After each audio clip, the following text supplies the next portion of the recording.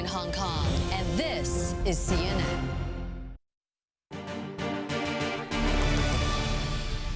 America's biggest bank caves into pressure from the government. J.P. Morgan provisionally agrees to a $13 billion penalty and no immunity from prosecution.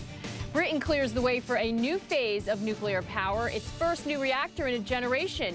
But why is it agreeing to pay twice the market rate for the electricity? And Ford makes its latest move in an ambitious Asian expansion plan.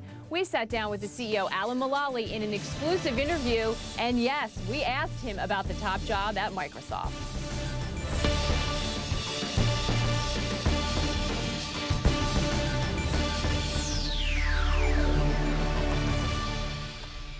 It is just after 9 a.m. in New York, which means we are less than 30 minutes away from the U.S. market open. I'm Maggie Lake in New York. Welcome to World Business Today. On Wall Street, stocks are on track for a flat to mixed open this Monday. The Dow and S&P futures are little changed, but NASDAQ futures are firmly in the green. The S&P 500 begins the trading week in record territory. Google closed Friday above $1,000 a share, and it looks set to rise again at the open. We'll have a new batch of corporate earnings this week, and the U.S. releases its long-delayed September jobs report tomorrow. Let's head straight over to the New York Stock Exchange for more on what traders are focused on. Allison Kosick is standing by there with Ben Willis, Managing Director of Albert Freed and Company. Allison, great to see you. So what's on tap this week? Let's talk to Ben about this. Let's get the pulse of what is going on Wall Street. We've got the government issues sort of behind us. What is Wall Street focusing on now? Well, the credit limit has been put back till February. So in the meantime, now we'll go back to Washington and focus on taper. You just heard Governor Evans speaking on another network talking about the effectiveness of the taper and whether or not they will be willing or able to start tapering. He took November right out of the game and went right to December and saying that's probably not likely. That gave us a little bit of a boost. So from a Washington perspective, that's where we're looking. From an overall perspective, it's earnings. McDonald's today, disappointed, down. That's going to put some pressure on the Dow Jones Industrial Average coming in this morning. Halliburton, an oil stock, again, not meeting expectations. So the individual stocks should be in focus. The September jobs report comes out tomorrow. Because it's delayed, will it really have that much of an impact on trading? Is there really that much interest in it because it's so delayed? There is a great deal of interest, again, because Evans went right to the whole point about jobs growth and the idea of the ability to taper. So it will always have an impact. There's a question on its authenticity and exactly how if they were able to perform the functions they needed to perform while the government was shut down. So there'll be a little bit of gray on it, but again, it's such an important number. Yes, we'll be looking at it. Even delayed, it's still of the utmost importance. Absolutely. Okay, so it's kind of been on the back burner with all the government issues, but third quarter earnings season, how do you think it's going so far? Banks are really in the spotlight because of what a tough third quarter it's been. Right. We had a kickoff with Jeffries telling us how the rest of the world was going to function as far as the money center banks and the trading banks are concerned. J.P. Morgan and Bank of America in the news again, having to pay significant fines to the United States government. But aside from that, you want to take a look at the regional banks that are in the business of lending money and how that's growing, and it appears that they are in a positive trend. They're starting to see some commercial lending going on, and that's how banks make their money. That's why stockholders are supposed to buy them. What about earnings on other companies besides financial?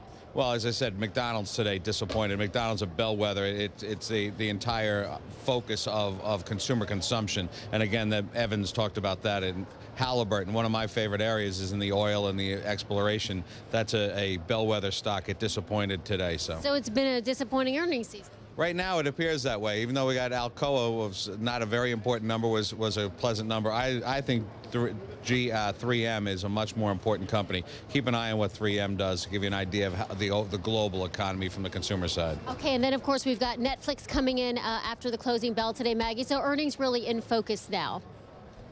Finally, that's what everyone was waiting for. All right, great stuff. Thank you so much, Allison, Sure. And of course, Ben Willis. And you mentioned something else that is in focus, Ben did, and that is a massive fine in the works for one of the world's largest banks. The big story on Wall Street this Monday is a tentative $13 billion settlement between J.P. Morgan Chase and the U.S. government. This deal, which we should say has not been finalized, follows an investigation into the bank's role in the 2008 financial crisis. Shares of J.P. Morgan are down a little more than 0.5% in pre-market trade, but they are up more than 23% so far this year. Despite this possible settlement, which would be the largest ever fine against a single company, the bank could still face federal criminal charges. Christine Romans joins me now here in New York. And Christine, this is groundbreaking on a lot of fronts, not only the amount of money, but the fact that they've got to admit wrongdoing, don't they? And look, this groundbreaking, because look at what happened 5 years ago. I mean, 5 years ago was a groundbreaking event in the housing market, a groundbreaking financial crisis, and now a groundbreaking fine for J.P. Morgan. You're right. It is the deal on the table, not agreed to just yet, but it looks like after mano-a-mano discussions between negotiations really between J.P. Morgan's Jamie Dimon and Eric Holder, the Attorney General, this thing is moving forward. Look, it's been a very tough year for Jamie Dimon at J.P. Morgan, a guy known as America's banker. Remember, Maggie? Remember when people used to whisper about him as a potential Treasury Secretary? Remember how he was lauded for coming through the financial crisis without losing money for his bank because he had managed to shield it from the worst of the excesses of the bubble and bust. Then at the 11th hour, remember, in the financial crisis, he got Bear Stearns, he got Washington Mutual, and now he's got a very big headache and a very big fine ahead of him. Also, J.P. Morgan has paid fines this year for the London whale, remember? Also for manipulating the electricity market in the Midwest and in California. It has been a tough year for this company. And then the third quarter loss on the books because of these gargantuan legal expenses, Maggie, that are likely not over because it is still open to criminal prosecution. There is a criminal investigation in California. It is still open to criminal prosecution, even though it is trying to settle the civil part of this case, Maggie.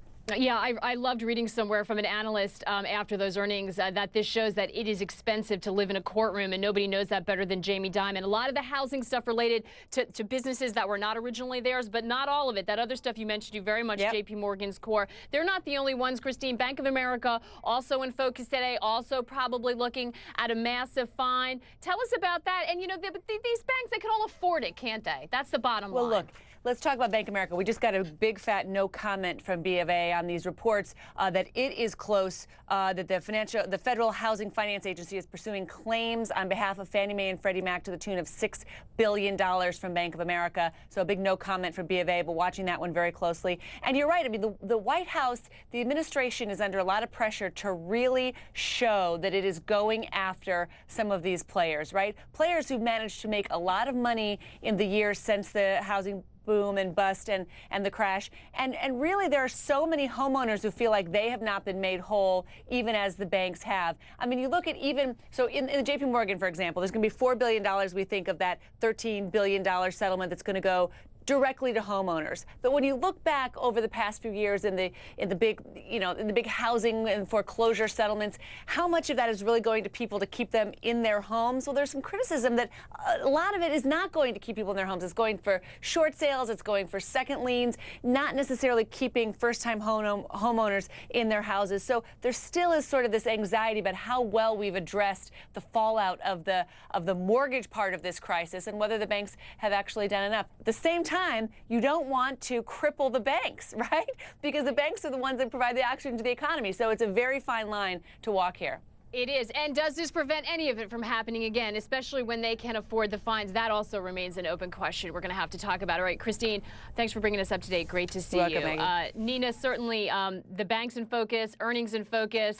What are you looking at over where you are?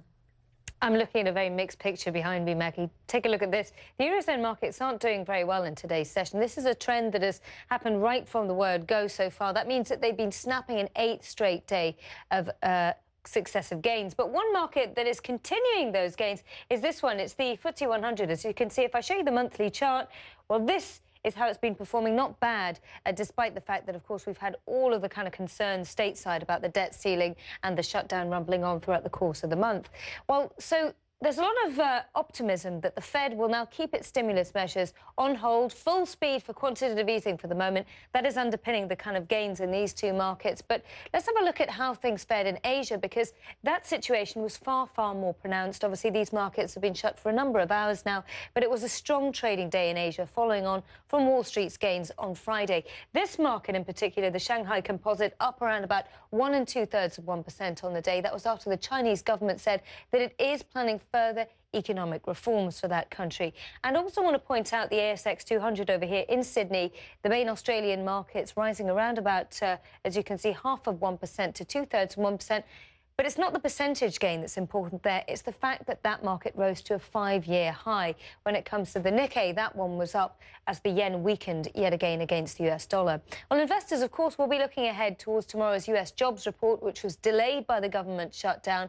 But Maggie, as you and I well know, we shouldn't read too much into what the Fed's going to do QE-wise on that one, because it will be awfully skewed by events in Washington. It will be. It's going to be very hard to determine what's really going on, probably for a few months to come. All right, Nina, thanks so much. We're going to be catching up with you a little bit later. Still ahead on World Business Today, an exclusive interview with Ford's CEO on the company's Asia strategy. Also, is he staying with Ford or getting ready for a gear change?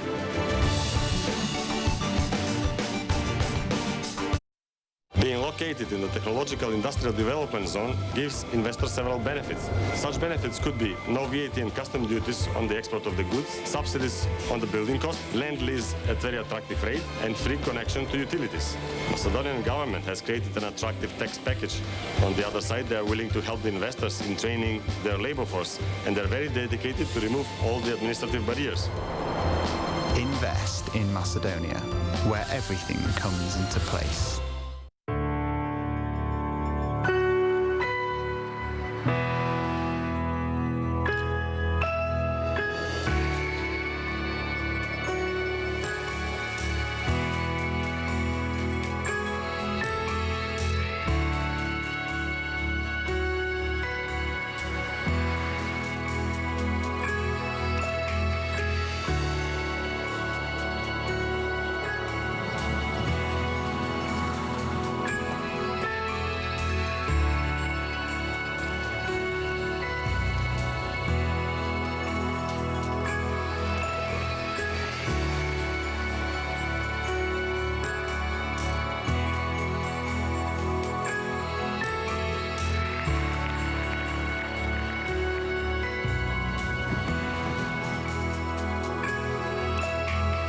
Discover Azerbaijan from A to Z.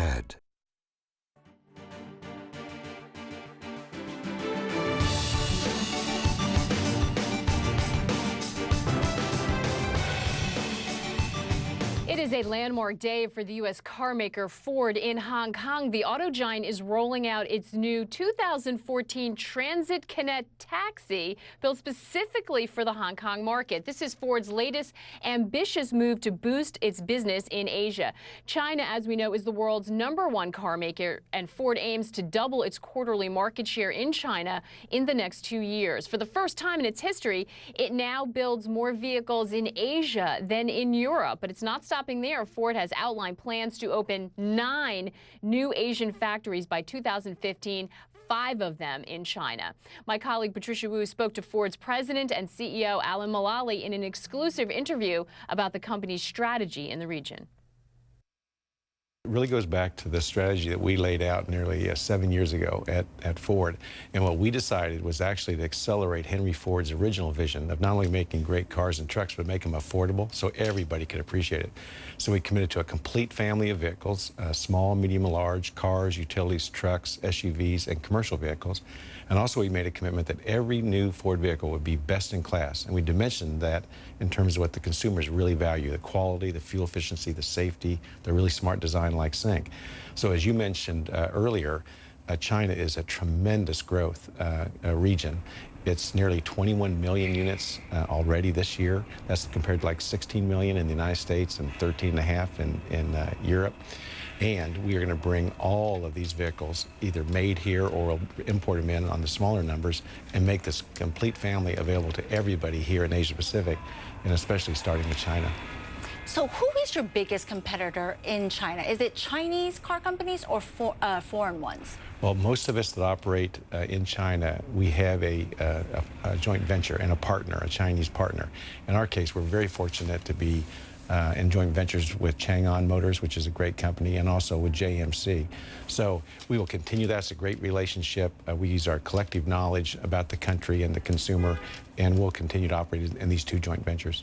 Now, it's something you said about sticking to Henry Ford's original vision of making the most affordable cars.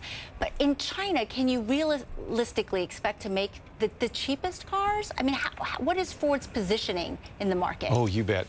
Oh, absolutely not the cheapest car, but Henry Ford's vision was to make the most valuable ones. And so when you look at the quality and the fuel efficiency and the safety and the capability, he wanted to use Ford's scale worldwide, operate in every country in which we sell the vehicles, so we could also be part of the community and be part of the economic development and energy independence and providing great jobs and great careers.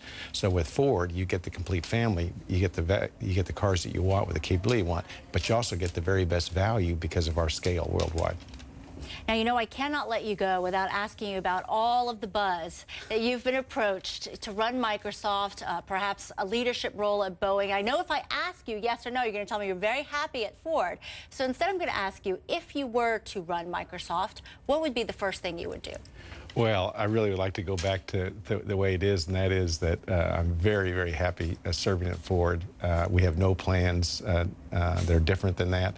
And also, we don't comment on speculation, but I absolutely am pleased to be serving Ford. I'm really glad to be here today. Happy to be at Ford, but didn't say anything about whether he'd take that job. I suspect that's the case. That was, of course, Ford's Alan Mulally speaking exclusively with Patricia Wu and dodging the Microsoft question.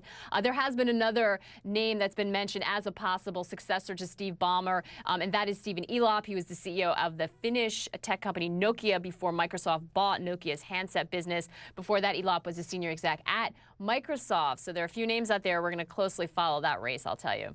Well, there is an auction today for access to some huge offshore oil reserves. In a moment, we'll be live in Brazil for a look at who's bidding and who's protesting.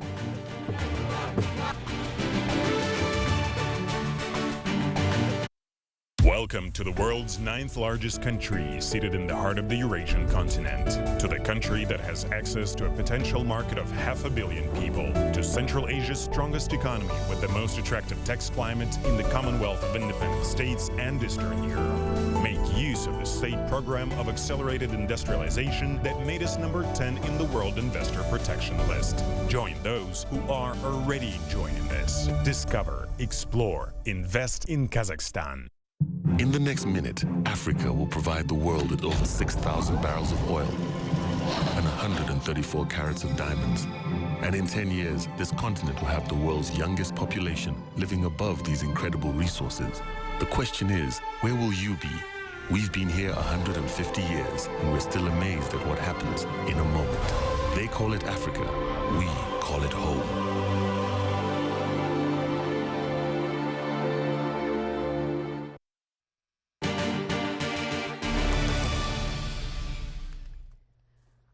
More than 1,000 military troops and police are on guard in Rio de Janeiro, Brazil, ahead of a controversial auction. Later on Monday, the government will sell rights to explore a huge offshore oil deposit. Oil workers have been on strike since Thursday, partly to protest the sale. They object to foreign firms gaining access to Brazilian oil. The Libra field is thought to hold 8 to 12 billion barrels of oil. Shasta Darlington joins us now from the Brazilian city of Sao Paulo. And Shasta, what can you tell us? Is it possible these protests are going to delay things? Where does it stand?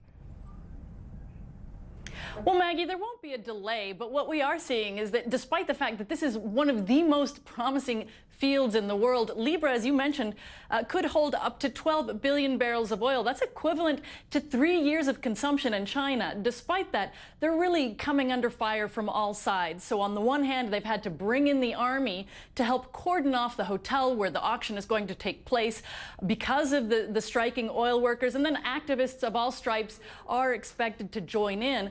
But then on the other hand, we've also heard a lot of criticism from those foreign oil majors that the activists are protesting, and from the industry itself.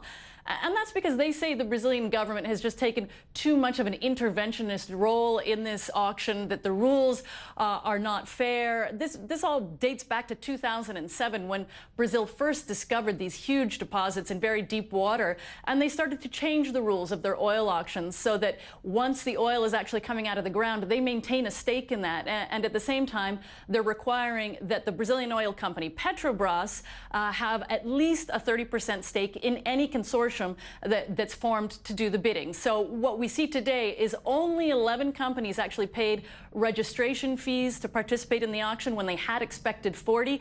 And it looks like it may come down to just 2 or even just 1 consortium putting in a bid. We don't see any of the U.S. majors here. Some Chinese companies may play a big role, and likely we'll see Petrobras itself trying to up its stake, paying the money to get a bigger piece of a consortium. But this obviously isn't the really explosive participation that the Brazilian government had originally wanted, Maggie. You know, Shasta, it would seem that they would have had a lot of time to prepare for this. I mean, they would have known that there's going to be objections. There's a lot of sensitivity across Latin America for selling off any kind of assets, given the past history. And they should have known the complaints coming from the major oil companies. How did they get this wrong? It doesn't sound like it went as they were hoping at all. Well, as you can see, Maggie, they are sort of doing a bit of a balancing act here because the criticisms are coming from both sides. They don't want to look like they're selling off Brazilian assets to foreign oil companies, and they do want to keep more control over what are very strategic assets. But on the other hand, they do want to attract investments. I suppose the upside to all of this, and the reason they're going forward despite all of the criticisms, is because it will bring a lot of sorely needed cash. You know, whichever consortium wins, even if there's only one group bidding, will have to pay a $7 billion signing fee up front, and then they're going to invest $185 billion over the 35 years of the concession. So the government still gets something out of it, but what we may see is in the next few years, when there are more oil auctions, they may rejig the rules a bit to make it more attractive for other companies, Maggie. Which makes sense. And all of this, as we watch oil prices actually hit, for NYMEX anyway, sinking below $100 a barrel. All right, fascinating stuff. Thank you so much, Shasta Darlington. U.S. Treasury Secretary Jack Lew says the government's partial shutdown didn't do the struggling U.S. economy any good at all. And the negative effects are also being felt by America's trading partners around the world. Mexico's economy minister says his country is trying to guard against future fallout from Washington's political battles. For Mexico, it is very important that the U.S. finds a solution, a permanent solution, because we are linked very deeply with the U.S. and the Canadian economy. Now, but at the same time, we are doing our homework. Most of the reforms we are doing are going to really make a stronger domestic market. Mexico's business and political leaders are holding an economic conference in the city of Guadalajara. The conference is expected to cover domestic matters as well as what has been going on in the U.S. CNN's Nick Parker is there, and he joins us now live. Nick, I'm sure they are as frustrated as everyone with the situation in the U.S. economy. We just heard one comment there. Was it very dominant in the conference, or is the focus really on the challenges facing them domestically? Certainly, Maggie, it's been a key talking point here so far already, because Mexico is so dependent on the United States for its economy. They're trying to diversify, but trade to the United States still makes up something like 80% of their overall trade. So an extremely important issue here in Guadalajara. This is the 11th annual summit of business leaders here in Mexico, and it's taking place in this city, which has become known recently as Mexico's Silicon Valley. Because of its burgeoning IT and technology sectors. You have a number of big multinational companies such as Oracle and Intel based here, and foreign direct investment in this city of Guadalajara is up to something like $500 million every year. You also have a number of clusters of Mexican startup companies, so certainly a city that's brimming with ideas. And yes, business leaders have got together. They're going to be exchanging ideas at this summit, and they're going to be trying to drum up foreign investment in Mexico. But it's taking place at a time of slowing growth for the Mexican economy. Estimates have been slashed from 3.1% growth this year to 1.8%. And I asked the economy minister if this was a problem for this summit. Well, let me tell you, first of all, that no question that the world economy had not a good performance. And Mexico being linked to the international economy so strongly, we had had some consequences of that. But also there are good news in the Mexican economy. As of June, the foreign investment was almost $24 billion of foreign investment, and that, compared to last year, is 2.5 larger than the investment last year in the same time period, which is telling you that investors have a long-term perspective for the Mexican economy. The package of reforms that President Peña is pushing strongly in the legislative branch, they are going well. We already had approved of the educational reform. The lower chamber had approved the financial reform. Fiscal reform has been approved just as of last week by the chamber. He talked about reform, fiscal reform. Did he mention anything about energy reform? Yes, he did. The all-important energy reform, which I think is really at the forefront of a lot of global investors' minds here in Guadalajara. Basically, he addressed this issue of trying to open up the state oil monopoly to foreign investment to try and access some of those reserves that are hard to reach at the moment. And what he said about it was that they think they've got the formula just right for this legislation to pass in the Mexican Congress. It's being debated right now, and they think they have enough to incentivize foreign oil companies to come in and help with Pemex, the state oil monopoly, but at the same time they think that they have enough domestic support in terms of keeping the natural reserves within the country to actually pass Congress. So they think it's going to pass at the end of this year, Maggie. Interesting, but as we saw from and heard from Shasta, getting that balance right, Brazil is finding out, is not an easy thing. You'll keep us posted on how they're doing. Nick Parker joining us from Mexico.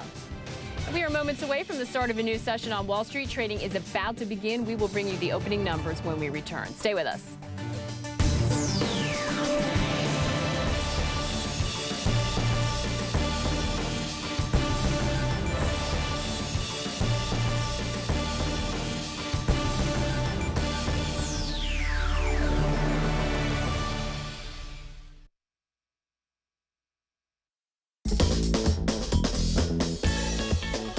Welcome to the land where the sun never sets.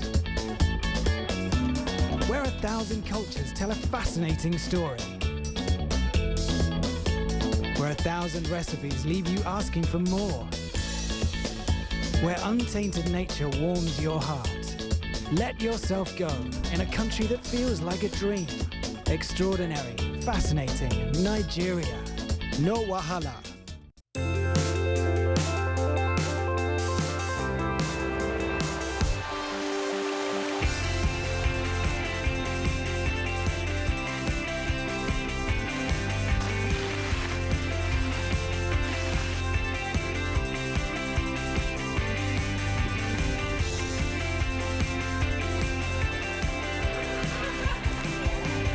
Republic of Youth, Republic of Beauty, the Republic of Kosovo.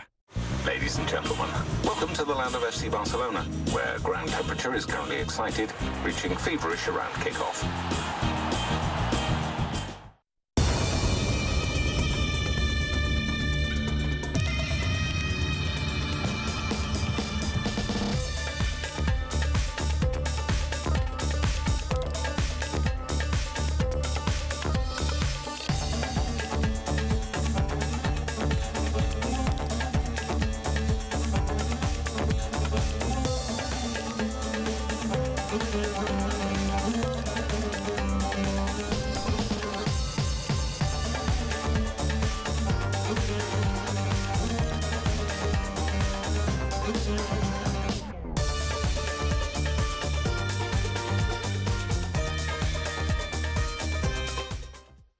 The weather was brought to you by Qatar Airways, proud partner of FC Barcelona.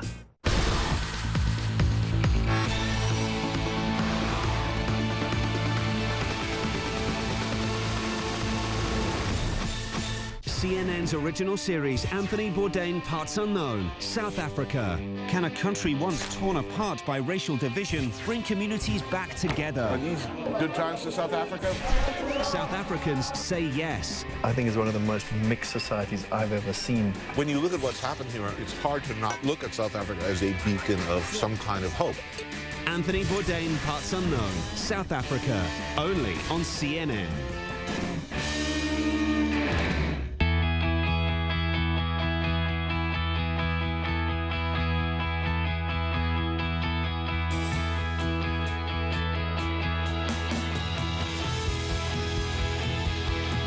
Go inside the world of horse racing with CNN's Winning Post this month. We're in Paris for the most sought-after prize on the racing calendar, the Prix de l'Arc de Triomphe. Winning Post, Thursday on CNN, in association with Longines. I'm Nina Dos Santos in London, and this is CNN.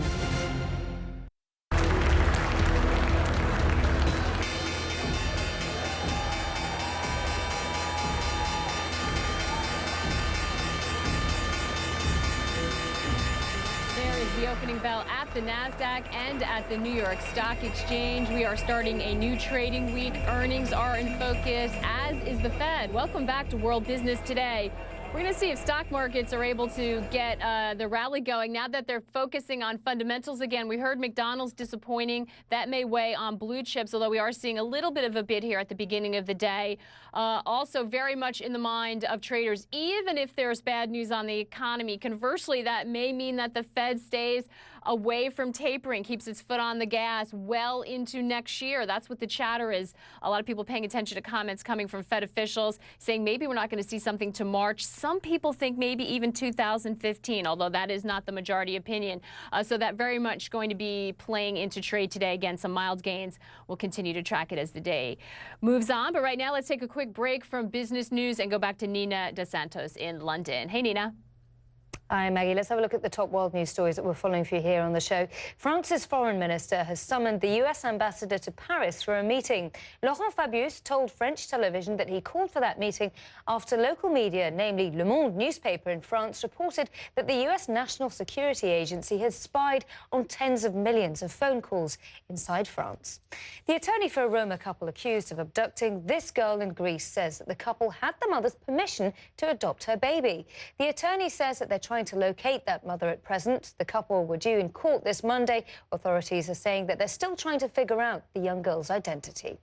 A bomb attack in the southern Pakistani town in Balochistan has killed at least 7 people and injured some 16 others. Police say that hundreds of passengers were on board at the time when 3 bombs went off. No one has claimed responsibility for this attack, which, as I said, happened in a town in Balochistan province. The US President Barack Obama is due to give a speech to the American people in about 2 hours from now. He's expected to address the technical issues with the new healthcare.gov website that has been sparking a whole raft of complaints of late. Many people say that they've had problems enrolling for the so-called Obamacare healthcare insurance plan through the site. And finally, bushfires burning near Sydney in Australia are still eating up wide swathes of land over there. Authorities say that 14 fires at present are out of control, and in all they're fighting 62 of them. Their biggest concern from here on is that some of these blazes could merge into one single superfire. Our Robin Kono is live in Katoomba in Australia and joins us now. Robin, how's it looking? Hi there. Well, we know that more than 1,000 firefighters are battling out as I speak to you here in New South Wales. Obviously, these fires are of huge concern to authorities and local Australians. To get more information on this, I'm joined by Stuart Mitchley. He's the incident controller here at the Bushfire Control Centre. Why is it different this year from other years? Because bushfires happen annually here. This year we've had very abnormal dry conditions. Our rainfall has been deficient for 3 months. So the fuel bed is very, very dry. So basically the vegetation is drier and more brittle. That's correct. And we've had a series of high wind, high temperature, low humidity days. So that combination without any ignitions causes fires to run quite hard. For instance, the fire that started last Thursday ran 35 kilometres in 1 day. That's quite fast. How then do you deal with that? As you hear, it's overnight, it's past midnight. How do you control that, and how do you plan to try and contain these fires? Well, what are you telling your volunteers and your professional firefighters out there at the moment? The strategies we normally employ are to put in containment lines around fixed breaks like roads or fire trails or major rivers and creeks. So basically, at the moment, they're backburning, essentially. That's correct. So we'll pick roads and fire trails. We will backburn from them under mild weather conditions. They'll then mop up or put out the fire between that break and the main fire. That takes the fuel out between the main fire and the break, and therefore the fire will go out because it has no fuel anymore. And they're given that opportunity to do that because it's a little bit cooler, the winds aren't so bad. But how is the forecast looking? Are you preparing for Wednesday, which is potentially not looking great? That's correct. We're expecting windier and hotter weather on Wednesday. Our crews are out working at night and during the day to get those containment lines in as deep as we can before that bad weather comes and potentially blows the fires out again. Is Sydney under threat? I know there's a sense that perhaps these fires could join, that there'd be some sort of mega fire. I mean, how dangerous is this? At the moment, our strategies are succeeding, so we are getting the brakes in place. They're not fully in place, so there is always the possibility that the fire could break out under adverse conditions. It has got some distance to go before it gets to the main part of Sydney, but that potential is always there depending on the future weather and our success in putting in the containment lines. And in terms of support, you've got enough support, a lot of people coming in from other states across South Africa, across Australia. I mean, give me some sense of how many people are actually working on these fires. We have, in the 2 fires that I'm looking after tonight, we have about 150 firefighters on the ground at the moment doing the activities. Across the state, we have about 1,200 firefighters working. We have about 200 firefighters from interstate assisting us at the moment, with more crews being mobilised in the next 2 days. OK, thank you very much, Stuart Midgley there. As you can see, the wind has picked up as I've been speaking to you, and of course that's not good. It can add fuel, it can flame those embers that have died down during these sort of more moderate weather conditions. And just to give you some sense of how big this fire has been, the amount of land that has been burnt over the past few days is equivalent to the size of Los Angeles. So really we're talking about fast, uncontrolled, active fires that people are still trying to bring under control, and of course real concerns of what the weather's going to bring. That's going to determine everything. And concerns for people living in those areas, also the economic fallout as well. Robin Kerno there live in Australia. Thank you so much for that. Maggie. Well, there are new concerns about Japan's disabled Fukushima nuclear power plant. TEPCO, the utility company that operates the plant, says highly radioactive water overflowed barriers following heavy rains on Sunday and may have gone into the ocean. This comes as a team from the UN's nuclear watchdog wrapped up a week-long review of cleanup efforts in Fukushima. They even sampled the fish. The team's leader insists food from the region is safe to eat. My answer is very simple. Whatever you can buy in the market is safe.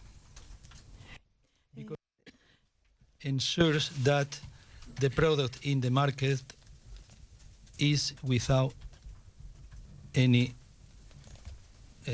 dangerous radiation or any is safe for consuming.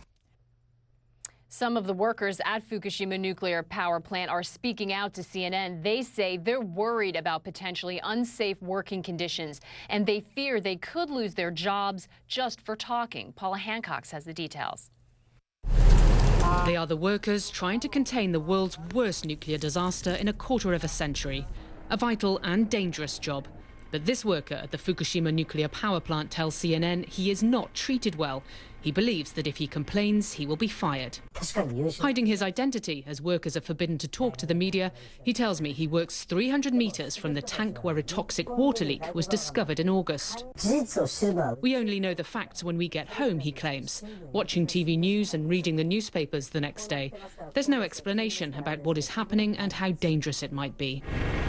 TEPCO says this leak was not dangerous to workers as they were wearing protective gear, telling CNN they have a system in place to ensure that workers know the general radiation levels in their areas, but they don't pass on all details of incidents to avoid confusion. This is a very complicated issue, says TEPCO's spokesman. Once this kind of trouble occurs, we assess what emergency measures are necessary, and if the accident does not affect workers directly, we don't explain the issue. As a subcontractor and not a direct TEPCO employee, this man is paid $110 a day, $50 lower than an online advert we saw for a similar job with another subcontractor at the same plant. Paid by his company and not directly by TEPCO, he worries the danger money workers are promised for possible radiation exposure is being skimmed off by some companies. Reports of middlemen getting rich from this disaster prompted TEPCO to issue questionnaires to subcontractors and their workers last year. TEPCO says 30% of those who responded said they received no danger pay for working at the plant. Of a dozen companies contacted by CNN, 2 dismissed the claims. Only one said it was aware of the issue and was working to ensure fair payment. TEPCO says it's doing the same. This man worked as a subcontractor at the plant immediately after the 2011 disaster. He says he doesn't believe TEPCO and its contractors are interested in fairness for workers. In order to cut costs, he says, TEPCO brought in a bidding system. To win the project, contractors are bidding so low. It's simple, he tells me. Excessive cost-cutting is making workers suffer in terms of payment and health. TEPCO maintains the bidding system is necessary and is making sure bids are adequate without excessive cost-cutting. Hailed as heroes following the nuclear meltdown, these 2 workers say there is now a feeling amongst some of being underappreciated and underpaid. Paula Hancock's CNN, Fukushima, Japan. 2 years after the meltdown at Fukushima, politicians in Britain are giving the green light to more nuclear power. Nina, there are some pretty big numbers in this new deal they've signed in the UK, and I would imagine a fair amount of controversy surrounding it. Huge amount of controversy here, but you know, some people saying, Maggie, this is a deal that the UK needs because otherwise we could have the kind of lights out syndrome that other countries face in around about 10 years' time. Let's get into the details of this. The British government is greenlighting a deal to build the first nuclear reactors in the UK in literally decades. What it's done is it's announced an agreement with France's EDF, this is an energy firm over there. 2 nuclear reactors will be constructed in a place called Hinkley Point. This is in Somerset in the southwestern part of England. Several Chinese firms are also helping to fund this project that is worth some $26 billion in total. Well, the reactors are expected to start operating in around about 10 years from now, as I was saying, to try and avoid this potential lights-out syndrome, as, of course, the UK tries to unhook itself from hydrocarbons and mainly natural gas. Let's get over to Jim Bolden, who's in our London studio, for more on this. This is a deal that the UK needs, but it's coming at an expensive cost, isn't it? It is an expensive cost because the UK has decided when its older nuclear power plants are being wound down to do different from what other countries are doing, to replace them. They've decided that it is necessary to replace these nuclear power plants with more nuclear power plants. Now, that is a radical decision after Fukushima, and there's no doubt. Now, what the UK is stressing here is that the subsidies will be no different than they're giving to onshore wind or offshore wind, in relative speaking. But there is no way they think that renewables can replace nuclear. The only way to do it, to keep costs down, relatively speaking, is to replace nuclear with nuclear. But this is something that's been rumbling on forever. People who've been involved in previous consortia that nearly bid for this deal, we're not talking about the people who won the bid, have told me personally that they haven't had enough clarity from the UK government. The UK has literally procrastinated on this, and it's come on a week when, of course, there is furore about the gas companies hiking prices for consumers. Right. So the critics will say this is the worst possible time to be doing this because you're going to be spending billions of dollars to build a plant that, number one, won't be available until 2022, though we always know nuclear plants always take longer to open, and secondly, won't actually be generating enough to bring the cost of energy down. They think that money should be spent on renewables. Now, back to transparency. EDF just came back from a press conference, Ed Davey, the Environment Secretary, and the CEO of EDF, and they were stressing that the deal isn't signed yet. There's still more details to do, but that it will be the most transparent deal ever in nuclear. So you have EDF, who's very good at building nuclear plants, with Chinese money backing building in the UK, but using UK rules, and they say those rules are very stringent on how you build and and the transparency around that. And we already know the figures that are going to be involved too, at least indicatively. We're talking about the UK government being locked into, for the next 10 or 20 years to come, buying energy at double the amount that we have to pay for it today. So they're going to have to pay these companies back for their investment. Because other nuclear plants have been built in the past that have not been given regulatory approval. We had that problem in the U.S. And so, as you pointed out earlier, there are companies who aren't willing to take the risk without the reward. Governments are very, very worried about these build-outs because they obviously you have the inherent safety problems, but also because the costs always overrun and the costs always are much larger, and it takes years for that power to come online. So one of the things EDF got today was a political promise that if another government comes into power and pulls the plug literally, that EDF would then get money back. So there is those kind of arrangements in here to try to future-proof it. And, of course, that's crucial because look at what Germany's doing. It's decommissioning all its nuclear power plants. Maggie, that's a really crucial part of this deal here. They're trying to lock them in to make sure that the government will be committed if, of course, French energy companies like EDF have to fork out all that money because Germany has done a major U-turn on its nuclear fuel. Exactly, which is what makes the UK's decision even more interesting against the backdrop of the story we showed from Fukushima. So controversial for so many. All right, Nina and Jim, thank you so much. We're going to shift gears and go from energy to media. It has been quite a year for Netflix. Its share price has more than tripled, and we'll get third quarter earnings later today. In a moment, we'll look at what to expect.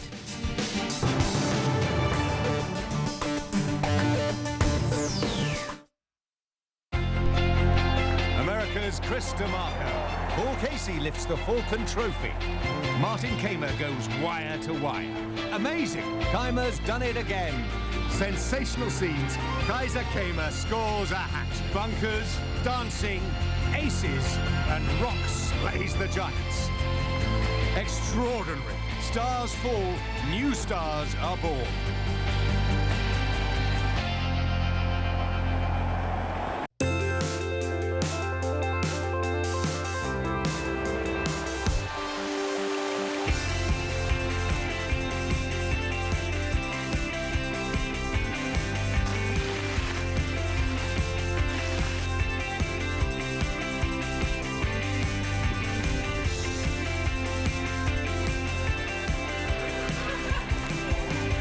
Republic of Youth, Republic of Beauty, the Republic of Kosovo.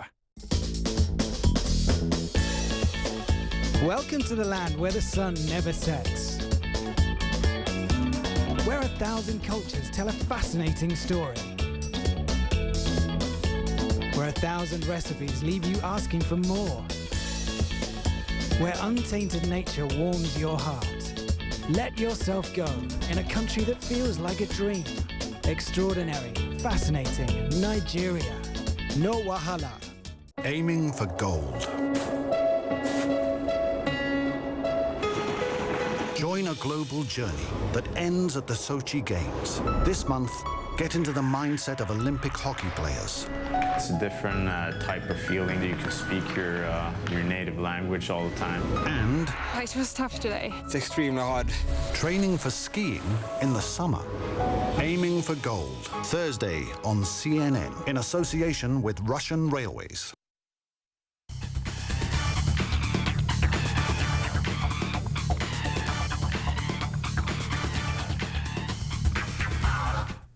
Every other Monday, we take you to meet industry pioneers, CEOs, and business creatives from around the world.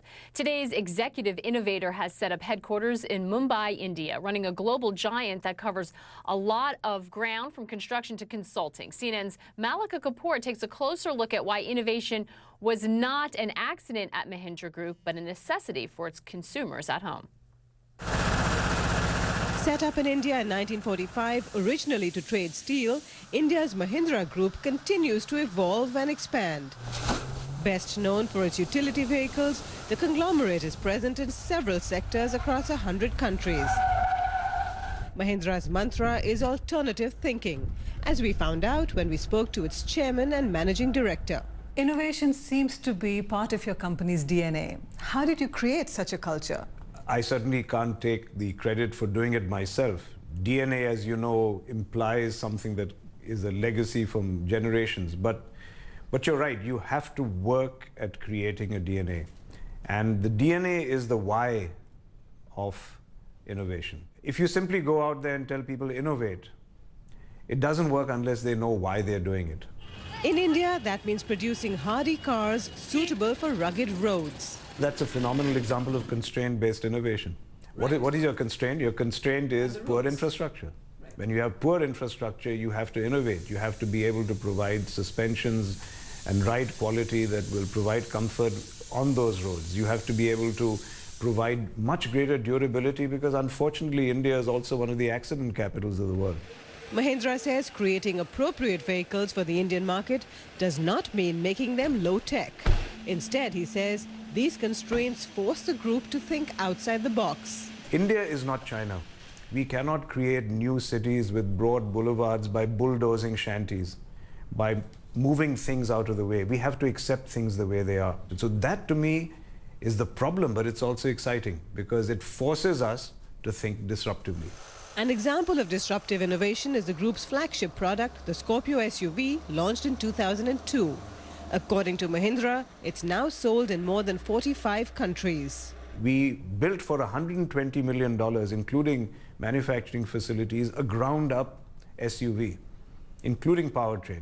Now that would have cost something from $800 to $1 billion in any other part of the world, and we did it for $120 million. That involved risk. It involved financial risk for the company. But if I hadn't taken that leap, people wouldn't have believed that I meant anything else I said about innovation. The company's latest offering is a swankier product, the XUV. Launched in 2011, it was sold out for more than a year. Part of its appeal is its affordable price tag, around $20,000. Quite apart from that, I think it was really the styling that got people. It's a beautiful shape. It would go around the streets and people would stop and stare and then say, where is this car? When can I get it? Which brings me to the point relevant to our discussion, and that is style and design, to me, is an intrinsic part of innovation. And that's why I'm proud of this product, because I think its success has to do with how it's integrated design into its features and innovation. Well, you had a woman design it. Absolutely, absolutely. Malika Kapoor, CNN, Mumbai.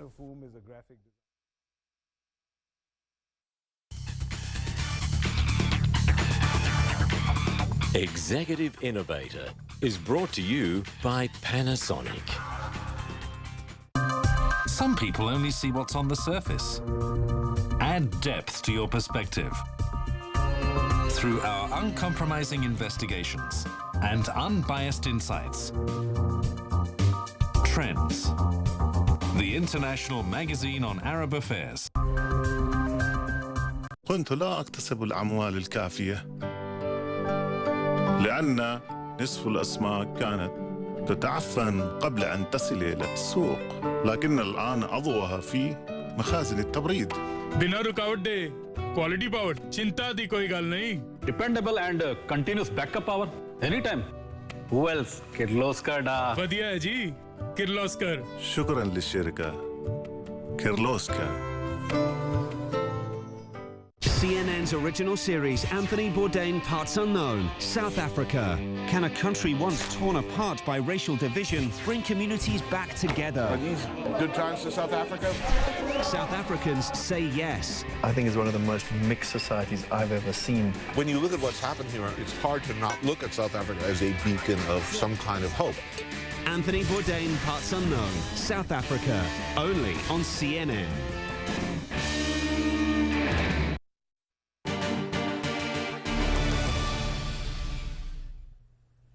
It is time to talk Netflix. That is a look at Netflix shares on the NASDAQ right now. They have had a spectacular year, trading above $345. We're going to get the company's third quarter earnings after the closing bell. Analysts are looking for pretty strong growth.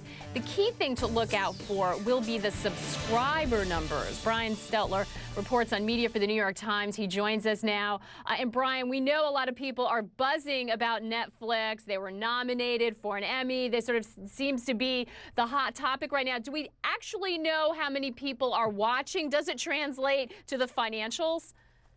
Netflix doesn't tell us the ratings for its shows. That's something that has aggravated its competitors, but it is continuing to grow its subscriber totals, and that's what really matters. It doesn't matter so much if we're watching things on Netflix. It only matters if we're paying. Now, of course, if you're watching a lot of Netflix, that's good because it means you're more likely to keep paying in the future. But what analysts will be looking for this afternoon is the subscriber total. How many millions of people signed up for Netflix? And if investors don't see big numbers, they may be disappointed. Yeah, and there's been a lot of froth in this stock. It has huge gains. A lot of people, it's very controversial, actually. Brian, is this about Netflix itself and their content? I mean, just a couple of years ago, this was a company that major gaps, had consumers so angry when they switched their pricing model. Is it about Netflix, or is it just more about the fact that sort of internet streaming has arrived and they happen to be in the right place as we're all sort of switching and our viewing habits? Well, it's worth pointing out that stock, which was up above $300 in 2011, collapsed after that pricing mistake, the DVD mistake. Now it's back where it was 2 years ago, which is why there's such intense interest. Netflix is riding a wave of internet TV. It is both lucky and good, as companies often are.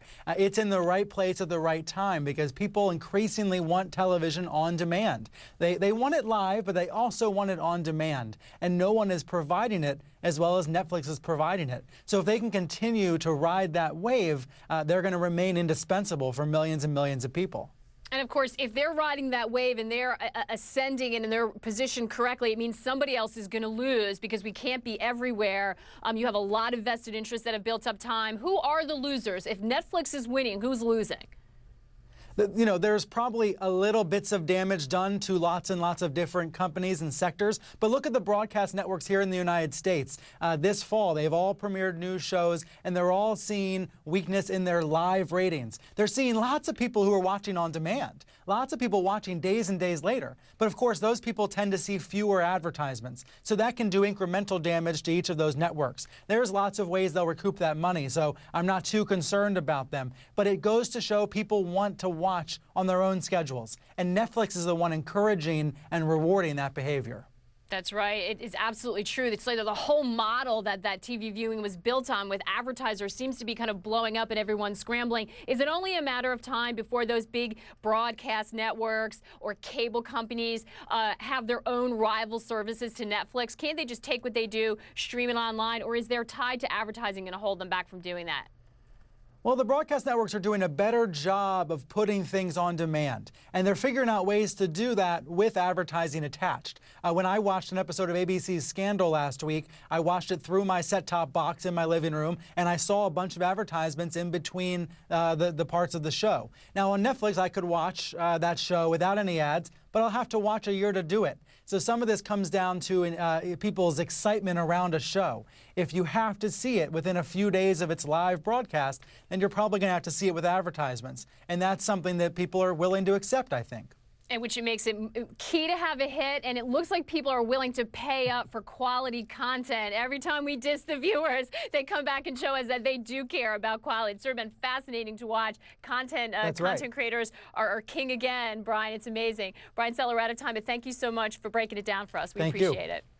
We want to check one last look at U.S. stocks. A little bit of a wobbly session so far, a little bit of chop. We were up slightly at the beginning. Now we're down just fractionally. This is a week where investors have a lot of earnings reports to go through, and sometimes those headline numbers are okay, but what they say on the conference call and the analysts, to the analysts and to the investor community about their forward guidance is what can change things quickly. So right down fractionally. S&P also off that record it had right at the start. That is it from all of us at World Business Today. We'll see you again next time.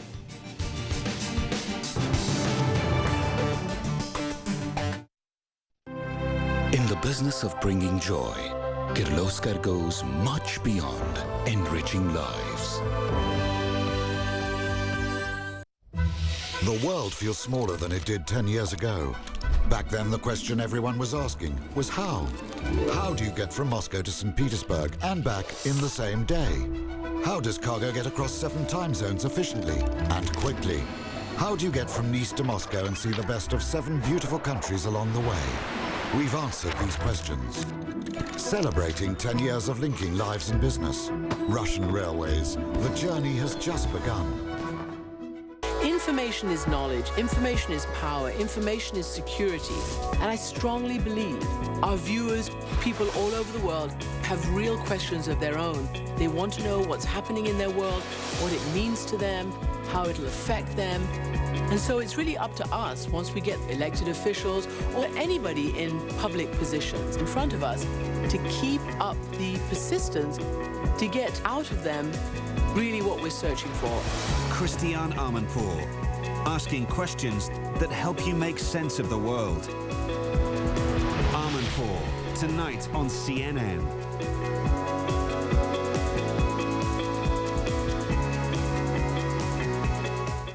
Quest Means Business, tonight on CNN.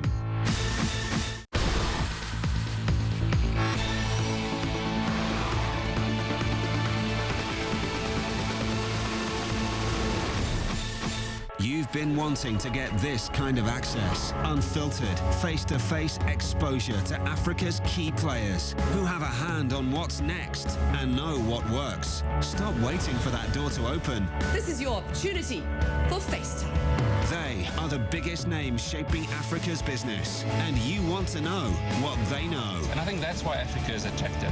FaceTime Africa, every Friday on CNN, in association with MTN.